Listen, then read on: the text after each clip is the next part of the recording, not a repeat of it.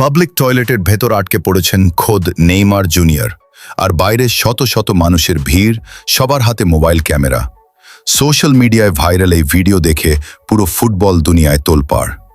সম্প্রতি টিকটক ও ফেসবুকে একটি ভিডিও ব্যাপক ভাইরাল হয়, যেখানে দেখা যায় একটা টয়লেটের ভেতর ঠিক নেইমারের মতো দেখতে এক ব্যক্তিকে ঘিরে বাইরে উপচে পড়া ভিড় জমেছে।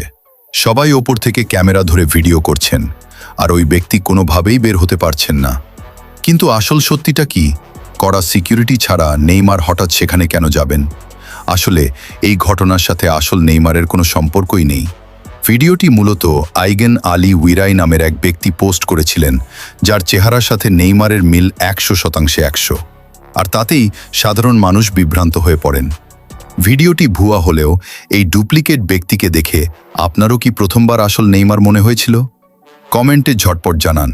আর ফুটবলের এমন সব ইনসাইড নিউজ সবার আগে পেতে আমাদের স্পোর্টস 29 বিডি চ্যানেলটি এখনই সাবস্ক্রাইব করুন।